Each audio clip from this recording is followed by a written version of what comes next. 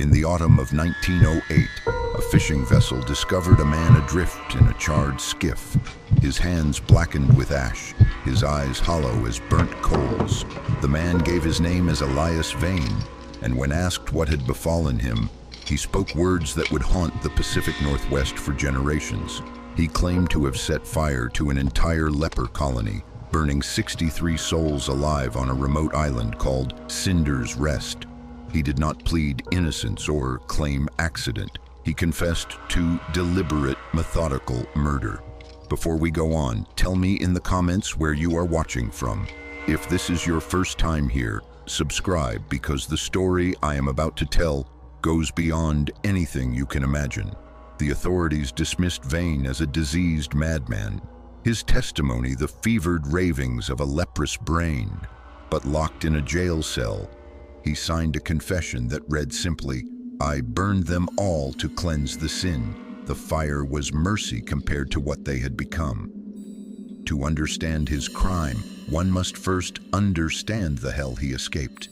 Cinder's Rest sits in the Grief Archipelago, a chain of storm-lashed rocks 30 miles off the Washington coast. The island rises from black water like a broken tooth, its cliffs sheer and unforgiving, crowned with stunted pines that claw at perpetual gray skies. Only one landing exists, a narrow pebble beach where supply boats could dock during calm weather, which came perhaps 4 times each year. The island's geography made it a perfect prison. Steep cliffs dropped straight into churning seas, where currents ran cold and strong. Dense forests of twisted pine blocked inland travel, their branches so thick they filtered sunlight into perpetual twilight. Sea caves honeycombed the coastline, their mouths yawning black above the tide line, echoing with the constant moan of wind and water. At the island's heart sat the colony buildings constructed from local timber and salvaged ship parts. A chapel with a cracked bell tower dominated the compound, surrounded by long barracks, a kitchen hall, and storage sheds. The structures huddled together like frightened animals, their windows dark even in daylight, their walls stained with salt spray and something darker that locals called the island's weeping. The Mercy and Lumber Company had chosen this desolate rock deliberately, far enough from shipping lanes to avoid accidental contact, isolated enough that no curious mainlanders would venture near, yet close enough for quarterly supply runs. They marketed it as a sanctuary for the afflicted, a place where those cursed with Hansen's disease could live in Christian dignity away from the world's revulsion. This isolated fortress was meant to be a sanctuary of healing, but it would become a factory for manufacturing a new kind of monster. In the spring of 1899, the first colonists arrived aboard the supply ship Sea Mule. They came clutching medical certificates and carrying small bundles of possessions. 32 souls marked by disease but not yet broken by despair. The Mercy and Lumber Company's charter spoke of Christian compassion, of providing meaningful work through timber harvesting while offering medical care and spiritual comfort. Brother Arlo, a young Methodist minister whose own diagnosis had ended his mainland ministry, led prayers in the new chapel. Dr. Samuel Reichert, himself showing early signs of the disease, established a small infirmary and began cataloging symptoms. The colonists organized themselves democratically, electing work supervisors and establishing meal schedules, clinging to the structures of civilization they had left behind. Among these original settlers were Silas and Morwenna Croft, siblings from the Oregon timber camps. Silas had been a dock foreman before his diagnosis, a man accustomed to organizing labor and commanding respect. Morwenna possessed an unsettling intensity, her pale eyes seeming to see beyond the physical world into realms others could not perceive. She spoke little but watched everything, her presence both comforting and deeply unnerving. For the first 3 years, the colony functioned as intended. Men worked the timber crews, cutting and preparing logs for the quarterly shipments. Women tended gardens, mended clothes, and assisted in the infirmary. Brother Arlo held services twice weekly, his sermons focusing on acceptance, community, and the promise of eventual reunion with loved ones in heaven. The chapel bell rang each morning and evening, marking time in a place where days otherwise blurred together. But isolation breeds strange thoughts, and power vacuums demand filling.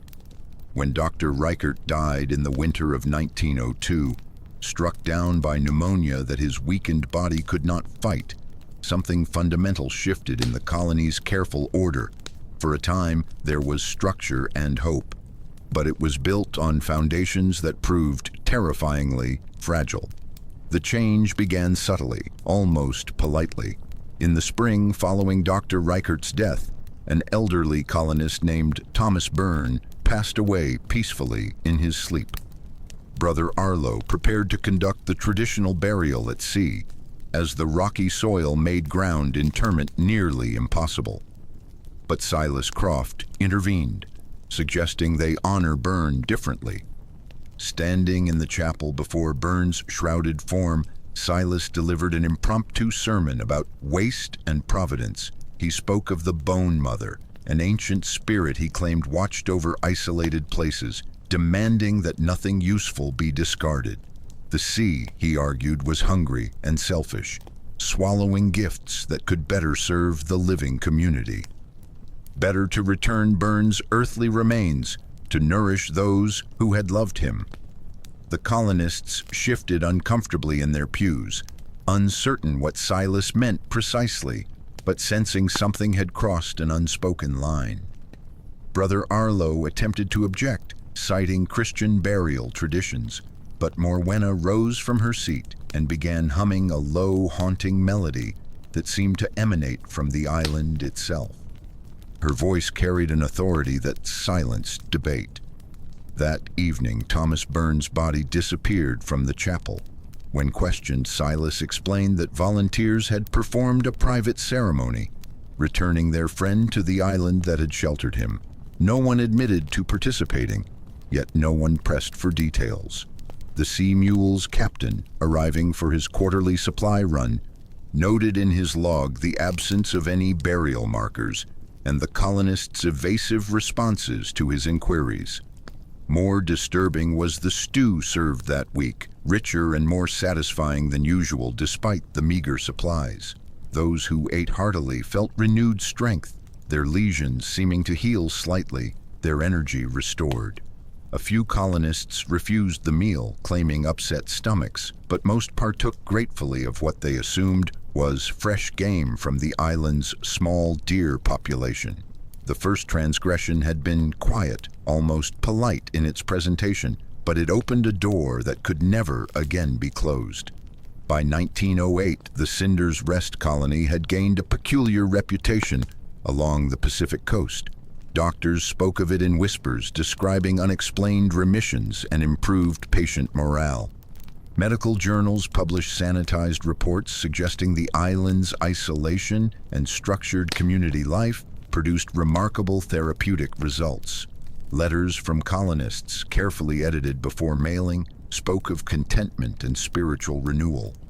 Elias Vane received his diagnosis on a gray Seattle morning that matched his suddenly bleak future.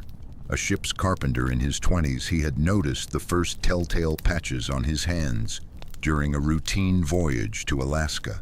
The company doctor confirmed his worst fears with clinical efficiency, stamping his medical file with the dreaded classification that meant immediate dismissal and social exile.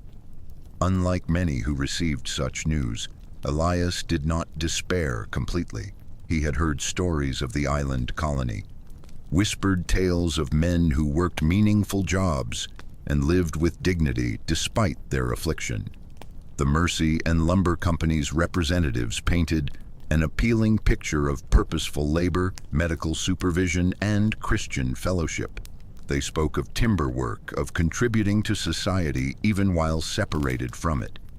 Captain Jeremiah Hollis of the Sea Mule had transported dozens of new arrivals over the years, but something about this journey felt different.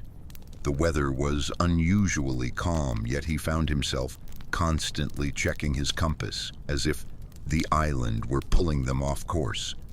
His crew spoke nervously of strange dreams and an unnatural silence that seemed to follow their wake. As Cinder's Rest emerged from the morning mist, Elias felt simultaneously hopeful and uneasy. The island appeared exactly as described, its pine-covered slopes rising dramatically from dark water, its buildings clustered like a small town awaiting his arrival. But the colonists who gathered at the landing moved with an odd synchronization, their faces bearing expressions of welcome that somehow never reached their eyes. Silas Croft greeted him personally, his own advanced leprosy giving him a skeletal appearance that commanded immediate respect. His voice carried warmth and authority as he welcomed Elias to their community, explaining work assignments and living arrangements with the efficiency of a practiced administrator. Everything seemed perfectly normal, even benevolent. Elias stepped onto the pebble beach with cautious hope, carrying his carpenter's tools and a small bag of possessions, not knowing he was about to become the next ingredient in a recipe that had nothing to do with healing. Elias was assigned to work with Liam McKenna, a nervous man whose pronounced limp had earned him the nickname Limping Liam among the colonists. McKenna had arrived 2 years earlier and knew the island's rhythms intimately. He showed Elias the timber operations, the maintenance schedules, and most importantly, the unspoken rules that governed daily life. The colony operated on a strict hierarchy centered around the Croft siblings. Silas controlled work assignments, food distribution, and contact with the outside world. Morwenna led what were called comfort sessions, evening gatherings where colonists shared fears and received spiritual guidance. These sessions took place in the sea caves below the main compound, their natural acoustics amplifying Morwenna's haunting voice into something that seemed to emerge from the earth itself. During his first week, Elias noticed disturbing patterns. The colony's population seemed smaller than expected, with empty beds in the barracks and unused places at the dining tables. When he asked about missing colonists, older residents spoke vaguely of departures, of souls who had ascended to serve the Bone Mother directly. These explanations were delivered with glassy-eyed reverence that discouraged further inquiry. The comfort sessions revealed the colony's true nature. In the flickering candlelight of the sea caves, Morwenna preached about purification through consumption, about the sacred duty to absorb the essence of those less afflicted by disease. She spoke in rhythmic verses that colonists repeated like catechisms, their voices echoing off wet stone walls until individual words became indistinguishable from the sound of waves. If you're watching this and feeling that unsettling chill of recognition, you're not alone. Like this video if these stories fascinate you as much as they terrify you, and subscribe so you don't miss the truths history tried to bury. The Crofts had created a theological justification for cannibalism, convincing their followers that consuming the flesh of healthier colonists would halt their own decay.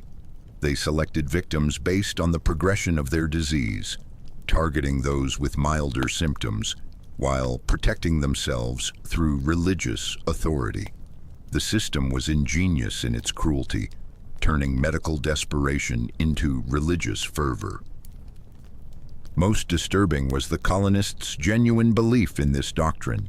They spoke of the Bone Mother as a caring deity who demanded sacrifice only to preserve the community. They viewed the ritual consumption not as murder but as holy communion, a sacred duty that would ensure their survival through the harsh island winters.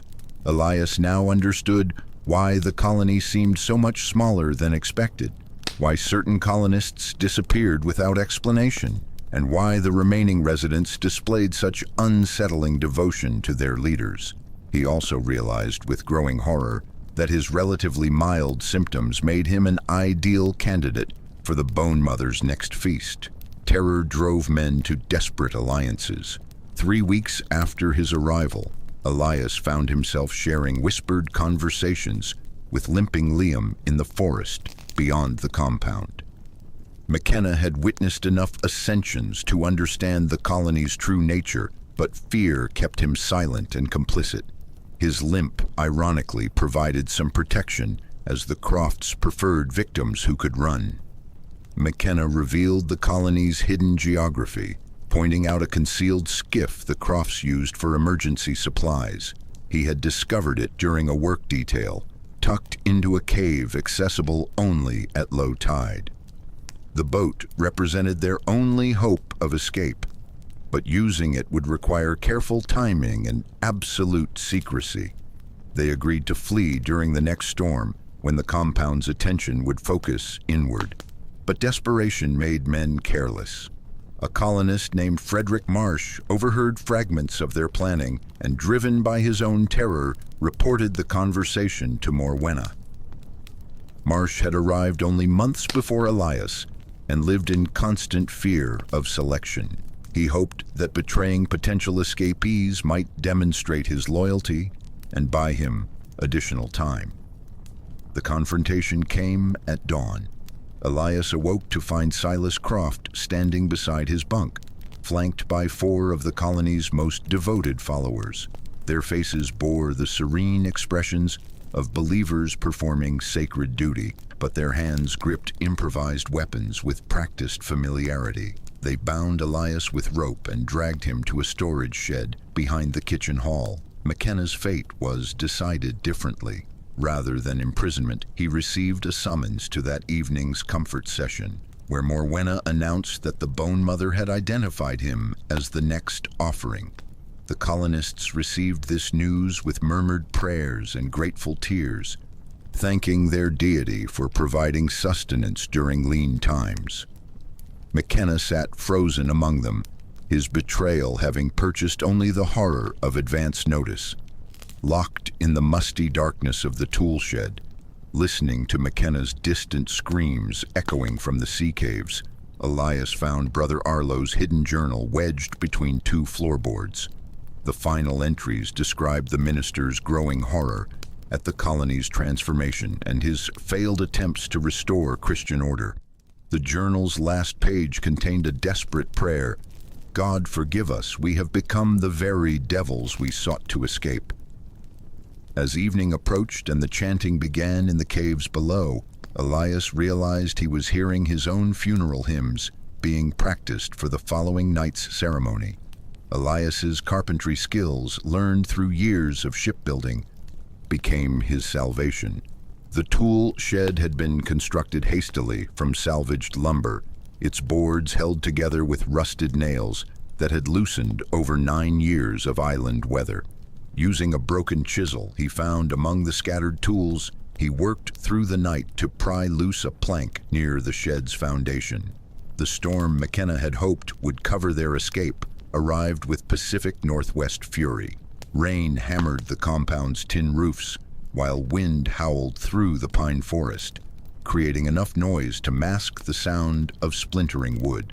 By midnight, Elias had opened a gap barely wide enough to squeeze through, emerging into the tempest like a man reborn from a coffin. The colony's search began immediately. Lantern light flickered between the trees as hunting parties spread across the island, their voices calling his name with the patient persistence of predators. But they called him not as fellow humans seeking a lost companion, rather as worshippers summoning an offering that had temporarily escaped the altar. Their tone carried religious certainty rather than concern. Elias moved through the storm-soaked forest with desperate caution, his knowledge of the island's layout limited to what McKenna had shared during their brief alliance. Every shadow might conceal a searcher. Every sound could herald discovery. The hunting parties moved with systematic precision, clearly experienced in tracking reluctant participants in their sacred rituals. The hidden skiff waited exactly where McKenna had described, tucked into a sea cave accessible only during low tide. But the storm that provided cover also made the water treacherous. with waves crashing against the cave mouth and currents running stronger than usual. Elias faced a choice between certain death in the colony's next ceremony and probable death in the churning sea. He chose the sea. Dragging the small boat into the surf, he fought against waves that threatened to dash him against the rocky shore. The storm seemed to rage with personal malice, as if the island itself sought to prevent his escape. Lightning illuminated the colony buildings behind him, where lanterns still moved between the trees like malevolent stars.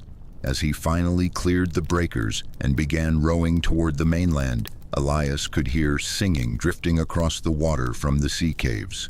The colonists had gathered for another comfort session, their voices blending with the storm in harmonies that suggested they were no longer entirely human.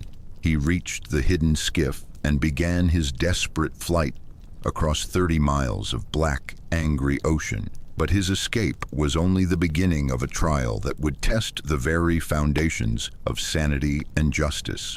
Port Defiance received its share of desperate men, but few arrived in Elias Vane's condition. The harbor master found him collapsed in his skiff at dawn, delirious from exposure and babbling about ritual murder on Cinder's Rest. His hands were raw from rowing, his clothes salt-stained and torn, his eyes holding the particular wildness that comes from witnessing horrors beyond normal comprehension. Sheriff Marcus Webb had dealt with the island before, fielding occasional inquiries from families who lost contact with colonist relatives. The official reports always satisfied such concerns with explanations about mail delays and the colony's medical focus. He approached Vane's claims with professional skepticism, assuming the man suffered from leprosy-induced dementia, combined with exposure-related hallucinations. Dr. Jonathan Albright, the county's public health official, examined Vane with clinical detachment. His assessment noted advanced symptoms of Hansen's disease combined with obvious psychological disturbance. When Vane insisted on describing ritual cannibalism and systematic murder, Albright interpreted these claims as paranoid fantasies common among patients whose disease had progressed to affect their nervous systems. The official records painted a different picture than Vane's testimony. Supply manifests showed regular deliveries of food, clothing, and medical supplies to support the colony's documented population.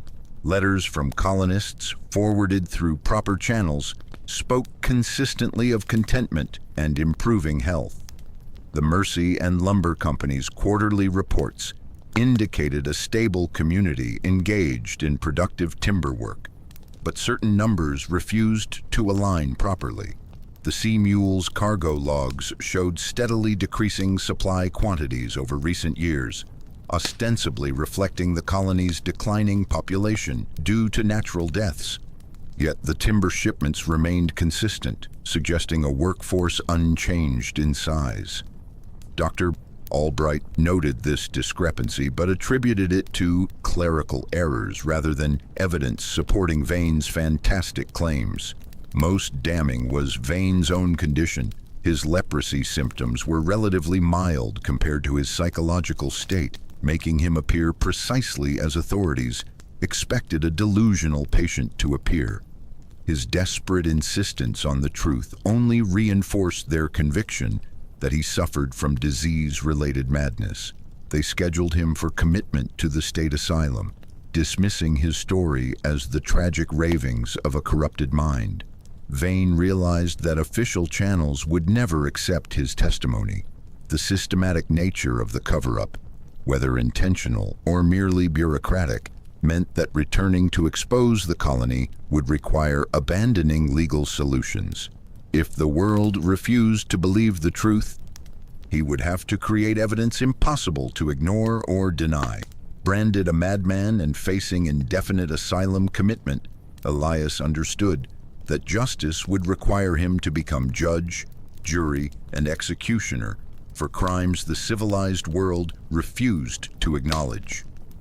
On the night of October 29, 1908, Elias Vane committed the most thorough act of revenge in Pacific Northwest history. He had spent 2 weeks preparing stealing supplies from the Port Defiance docks and studying tide tables with the obsession of a man whose sanity balanced on the edge of a single, decisive act. The stolen fishing boat carried 20 gallons of kerosene, matches wrapped in oilcloth, and a carpenter's knowledge of how buildings burned. Vane navigated by memory and starlight, approaching Cinder's Rest from the blind side, where sea caves honeycombed the cliffs. The colonists would be gathering for their weekly comfort session, making his timing both symbolic and practical. He landed in the same cave where he had found the hidden skiff, now empty except for the sound of chanting echoing from deeper chambers. The colony's entire population would be underground, participating in rituals that had replaced Christian worship with something ancient and hungry. Their devotion to the Bone Mother would ensure they remained in the caves until the ceremony concluded. Working with methodical precision, Vane moved through the compound, spreading kerosene across the wooden buildings. The chapel received special attention, its bell tower soaked until fuel dripped like tears from the cracked bronze bell. The barracks, kitchen hall, and storage sheds all became kindling in his carefully planned inferno. But buildings were not his primary target. The sea caves where the colonists gathered presented a more complex challenge. Their limestone chambers could not burn, but they had only one entrance above the high tide line. Vane poured his remaining kerosene at the cave mouth and in the narrow passages leading to the main chamber, creating a furnace that would consume all the oxygen while trapping the worshippers in their underground temple. The first match ignited the chapel, its flame climbing the bell tower like a prayer ascending to heaven. The second match lit the barracks, where empty beds waited for colonists who would never return. The third and final match sealed the sea caves, transforming the Bone Mother's shrine into a crematorium for her devoted followers. Standing on the pebble beach where he had first arrived with hope, Vane watched Cinder's Rest become a pyre visible from the mainland. The flames reflected in his tear-filled eyes held both triumph and horror, for he understood that in destroying the monsters, he had necessarily become one himself. The screams from the sealed caves gradually faded beneath the roar of burning timber and the crash of waves against heated stone. As dawn broke over the blackened island, Elias Vane climbed back into his stolen boat and rowed toward a justice system that would never understand the mercy he had delivered through fire. The truth about Cinder's Rest lay buried in documents the authorities never bothered to cross-reference. While officials dismissed Vane's testimony as delusional ravings, a careful examination of shipping records revealed a systematic betrayal that transformed survival into religious fanaticism. The Sea Mule's cargo manifests, when compared with the colony's founding charter, showed a disturbing pattern of reduced supply deliveries beginning in 1903. The Mercy and Lumber Company had quietly halved food shipments while maintaining full charges to the government agencies funding the colony's operation. What began as corporate cost-cutting became the foundation for something far more sinister. Silas Croft had discovered the supply reductions during his role managing colony resources. Rather than confronting the company or alerting authorities, he saw an opportunity to consolidate power through manufactured scarcity. By controlling increasingly limited food supplies, he could reward loyalty and punish dissent while positioning himself as the community's savior during artificially created famines. The Bone Mother mythology provided theological justification for practices that began as desperate pragmatism. When winter supplies ran low and colonists faced starvation, Croft presented cannibalism as divine commandment rather than necessary evil. The ritual consumption of weaker community members became both survival strategy and religious obligation, binding the colonists together through shared transgression. Most chilling was the company's awareness of the situation. Internal correspondence discovered years later during bankruptcy proceedings showed executives discussing the colony's self-regulating population with satisfaction. They viewed the reduced death benefits and medical costs as evidence of successful cost management, never investigating why so many colonists simply vanished from official records. The true horror was not the hunger that drove men to consume human flesh, but the calculated decision by distant executives to create conditions where such choices became inevitable. The Crofts were not the masterminds of evil, merely middle managers in a system that valued profit over human dignity. The official investigation into the Cinders Rest fire lasted exactly 3 days. Coast Guard vessels found a blackened island dotted with collapsed buildings and filled with the smell of burnt flesh, but no surviving witnesses except the man who had confessed to causing the destruction. The simplest explanation became the official truth. A cooking fire had spread during a storm, consuming the colony before residents could escape. Elias Vane never stood trial for mass murder. Dr. Albright's psychiatric evaluation declared him mentally incompetent, a diagnosis that transformed his confession from legal evidence into medical symptom. The court committed him to the Washington State Asylum, where he would spend his remaining years as patient rather than prisoner. The Mercy and Lumber Company dissolved the colonial project within weeks of the fire, citing insurance complications and public health concerns. They issued statements praising the colonists' courage, while expressing regret that the isolation meant to protect them had ultimately contributed to their tragic deaths. The company's stock price actually rose following the announcement, as investors appreciated the elimination of ongoing medical expenses. Cinders Rest Island was declared a permanent quarantine zone, officially to prevent contamination from potentially diseased remains. In reality, the designation served to discourage curious investigators who might ask uncomfortable questions about the circumstances surrounding the fire. The island became legally invisible, removed from shipping charts and marked as navigationally hazardous. Vane survived 7 years in the asylum, his condition gradually deteriorating as untreated leprosy consumed his body while memories of the island consumed his mind. Attendants noted that he spoke frequently to invisible companions, apparently conducting conversations with colonists he claimed to have murdered.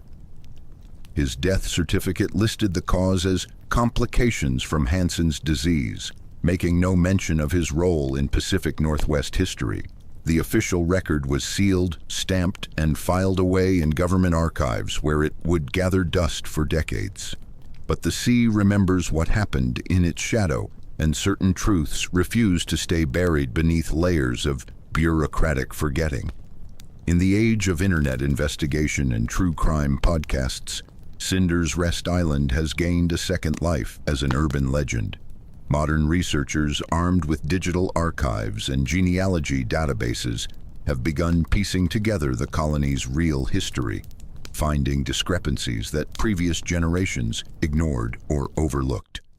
Amateur explorers equipped with kayaks and GPS devices occasionally attempt to reach the island, drawn by stories of government cover-ups and hidden mass graves. Most turn back when they encounter the treacherous currents and unpredictable weather that make landing dangerous even with modern equipment. But a few have claimed success, returning with blurry photographs and garbled audio recordings that fuel online speculation. One such expedition in 2019 captured images of structures that should not exist on an island supposedly destroyed by fire over a century ago. The photographs show stone foundations and partially collapsed chimneys that suggest more substantial construction than the temporary wooden buildings described in official reports. More disturbing are the carved symbols visible on several stones, designs that match no known architectural tradition. Local fishermen report strange phenomena around the island during certain weather conditions. They describe hearing voices carried on the wind, fragments of singing that seem to emerge from the sea itself. Some claim to have seen lights moving among the ruins during foggy nights, though maritime authorities attribute such sightings to reflection from distant ships or atmospheric optical illusions. Perhaps most unsettling are reports from other isolated communities in the Pacific Northwest, places where economic hardship and geographic isolation create conditions similar to those that corrupted Cinder's Rest. Social workers occasionally encounter situations involving missing persons, unexplained disappearances, and communities that seem smaller than their official populations would suggest. If these stories disturb you as much as they fascinate you, you understand why we keep digging into history's darkest corners. Consider subscribing to join others who refuse to let forgotten horrors remain forgotten.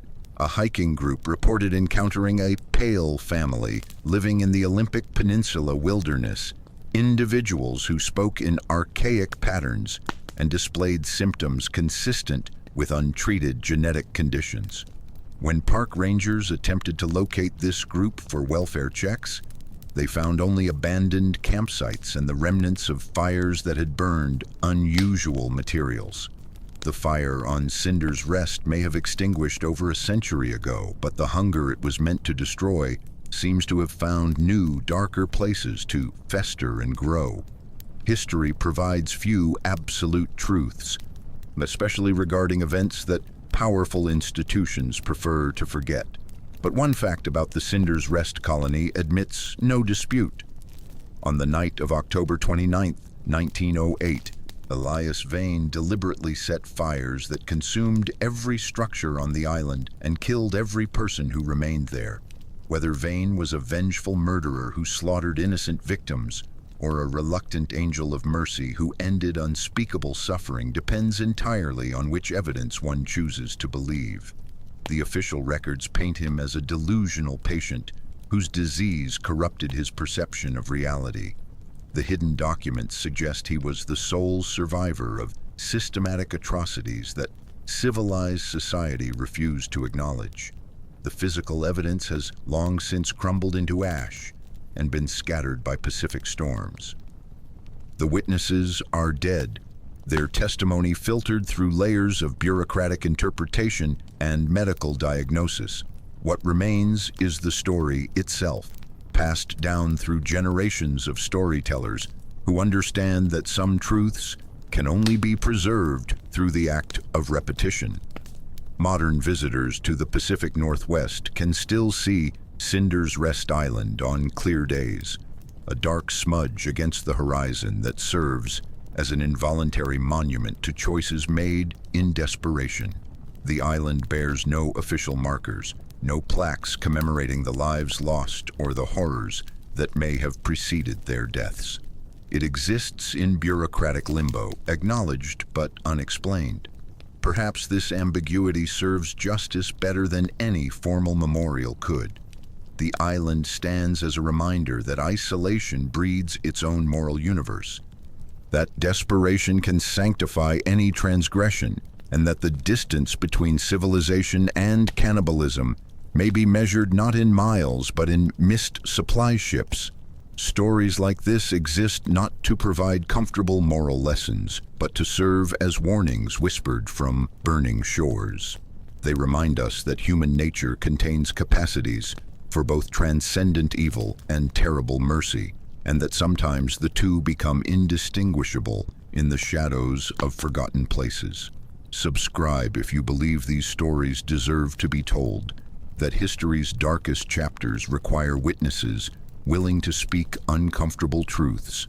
Some narratives resist simple categorization, demanding instead that we sit with uncertainty and remember that our own moral foundations might prove more fragile than we dare imagine.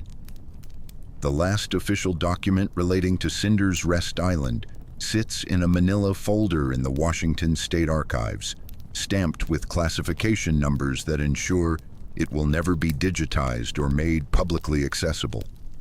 It contains Elias Vane's final confession, dictated to an asylum attendant 3 days before his death in 1915.